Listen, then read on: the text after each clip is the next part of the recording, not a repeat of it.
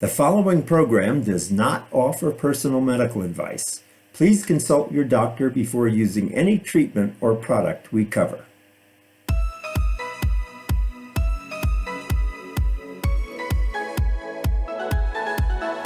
Welcome to GoToHealth Media with your host, Jonathan Marks.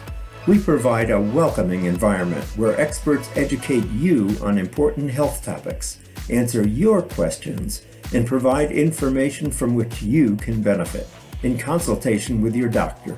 You can visit and subscribe to the show at gotohealthmedia.com. And now, here is Jonathan Marks.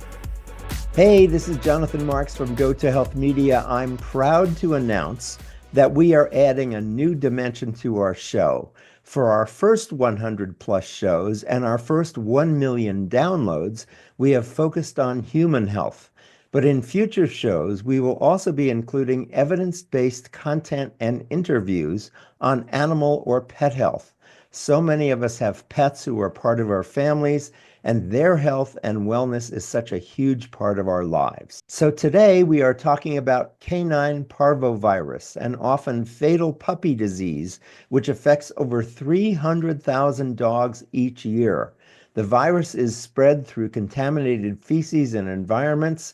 Parvo has a staggering 91% mortality rate without supportive care. However, only 44% of us, according to a survey, are aware of this disease and symptoms. There's actually a map called the Parvo Track Map, which shows the current number of Parvo outbreaks broken down by state and county.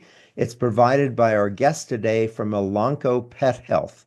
That's Elanco, Elanco Pet Health. This sounds just like the measles in people. Canine parvovirus has the highest reported outbreak rates in 7 states, according to new data from Elanco Animal Health. Some of the states with the highest reported cases of canine parvovirus include California, Texas, Arizona, Georgia, Florida, Illinois, and New York. But just because your state isn't on the list doesn't mean your puppy is not at risk. For the second annual National Parvo Awareness Day, Dr. Chris George, a veterinarian and infectious disease specialist with Elanco Animal Health, is helping spread awareness in support of the goal to defend puppyhood. Dr. George is a veterinarian and medical affairs specialist at Elanco Animal Health. He earned his DVM degree, Doctor of Veterinary Medicine, at Kansas State University.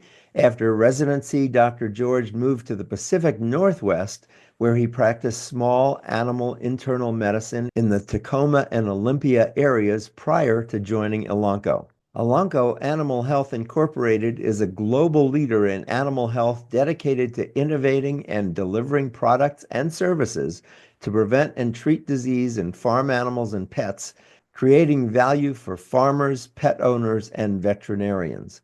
With 70 years of animal health heritage, they are committed to breaking boundaries and going beyond to help their customers improve the health of animals in their care. You can learn more about Elanco and stopping Parvo at stopparvo.com. That's stopparvo.com. So welcome to the show, Chris George. How are you today? I'm doing great, Jonathan. Thank you so much for having me. Good. So tell us, what is parvovirus? Some of us have heard about it, but I don't think most people have. What is the virus and what are the signs and symptoms? Yeah, so you're not alone. It's not as well known of a virus as we want it to be. Hence the National Parvo Awareness Day is April 22nd to help spread the awareness of canine parvovirus. So what it is, or parvo for short, is a highly infectious and potentially fatal disease of dogs. And now we can see it in dogs of any age, but it's most common in our young or unvaccinated dogs. So think puppies, right? Ages 6 weeks to 6 months are most susceptible to this disease. And that's where we want to make sure that we spread the awareness to help protect those most vulnerable family members. Yeah, so this sounds so much like the measles outbreak. It's so important that people get their dogs immunized against parvo. You're spot on. So that's one of the key messages here is that parvo is a preventable disease. We have highly effective vaccines to help prevent the spread of virus and help prevent these dogs from becoming infected. So if you do have a dog, make sure you work with your local veterinarian to keep them up to date on vaccines. Or if you do get that new family member, that new little puppy, make sure you get them into the vet to start their puppy vaccine series so that they're protected as soon as possible. Great. And how is parvo spread?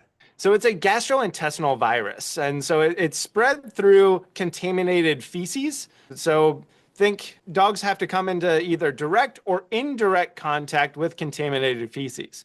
So they don't have to always go and eat another dog's pile of poop, which I know many of our canine friends are guilty of. Yes. They could simply walk through a contaminated area and then lick their paws. Or you and I can even spread it. It can get on our shoes, our clothes, our hands.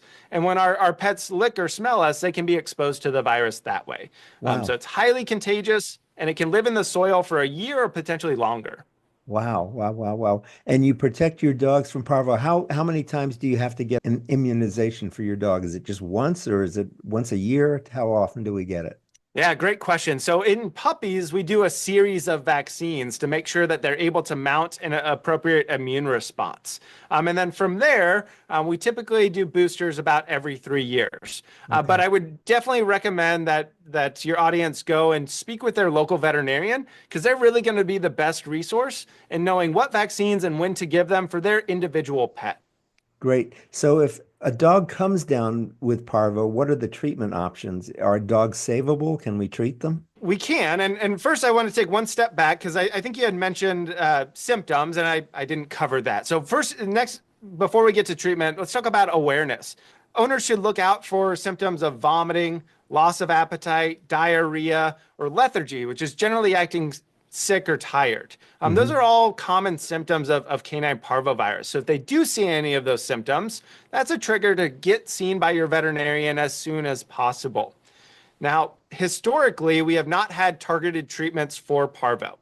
So historically, we just treated the symptoms while we let the virus run its course. So that involved intensive ICU care in a veterinary hospital where patients are receiving IV fluids, anti-nausea or anti-vomiting medications. But now, with Elanco's help, there is an innovative canine parvovirus monoclonal antibody treatment.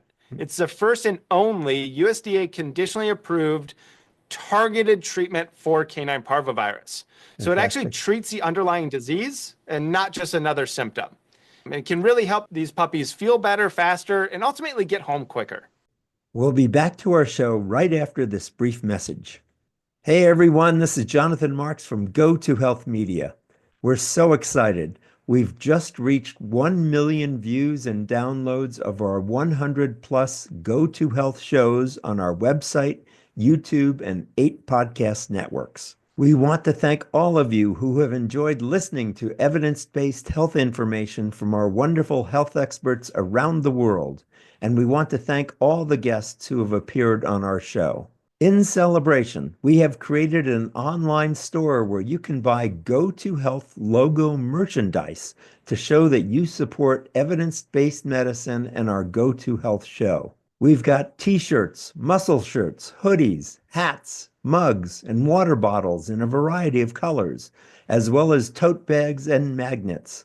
With all the health misinformation out there these days, you can wear these and use these items to show you support evidence-based medicine and GoToHealth. Just visit our store on the web at gotohealthmedia.com/store.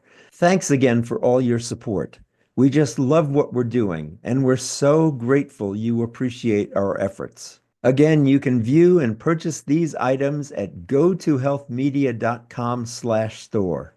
On now to the second million, and back to our show. So you keep mentioning puppies, and I know they are the most susceptible, but it really is important to keep getting the vaccine throughout your dog's life, right? Yes, Jonathan. Yes. So dogs of any age can be susceptible to parvo, even our adult dogs and those older, more geriatric dogs that may have other underlying diseases that suppress their or weaken their immune system. They can also be susceptible to parvo. So it's important to look out for those signs and symptoms in any dog. Got it. And I want to say from personal experience that I know how deadly parvo can be because the owners that I bought my dogs from, they lost a whole litter to parvo. I mean, totally Oh wiped out. no. So this is really pretty serious stuff we need to take care of. So Yes. there is a track map that Elanco, Elanco, that Elanco provides on their website. Tell us about the Parvo track map. What is that? Yeah, so the Parvo Track is the first tool that we have available to help monitor outbreaks of canine parvovirus. So, unlike common human diseases, like you mentioned, measles, that have more formal reporting tools, there hasn't been a formal reporting tool for parvo in veterinary medicine. So, Mhm. the Parvo Track tool allows veterinarians and pet owners to identify outbreaks of parvo down to the county level. So Wow. owners or pet parents can sign up for alerts to be notified if there's an outbreak in their area. They can also report cases. So if they unfortunately do have a family member or pet that it comes down with parvo, they can report that so that everyone else in their community is aware that parvo is there in their own backyard. They can find that tool on stopparvo.com. Good. I'm glad you mentioned that. I was just going to mention that website. So it's Yeah, Stop Parvo, stop, and then Parvo, stopparvo.com. So, Chris, yes, before that's it. we end, tell us what mistakes or misconceptions do people have about their dog's health that they should know about before we leave today? That's a great question. And there's a lot out there on the internet. And so one of my take home messages is don't always believe or rely on Dr. Google. If you're concerned enough to be using Google to search signs and symptoms, you should be concerned enough to actually reach out to the real doctors. Call your local veterinarian or get your pet seen by your local veterinarian because they are by far your best resource for all things medical related to your pet, not just dogs, but cats or any other pets that you may have.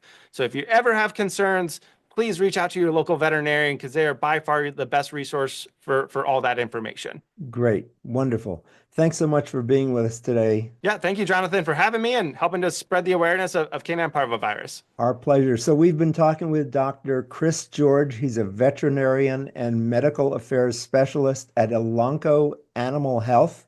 And you can go to stopparvo.com to learn more. Chris, thanks so much for being with us. I know so many of us own dogs or even cats, pets. They're so important in our lives, and we want to keep them healthy. Yes, absolutely. They're definitely a major part of our families. Great. Thanks for being with us today, everybody. We're glad you're here. Remember, you can watch us on YouTube, you can listen to us on 8 podcast networks, and you can also subscribe to us at our website at GoToHealthMedia.com. Thanks for being here. We'll see you again next time. Take care, and as we say at the end of every show, go to health. Bye bye. We'll see you next time.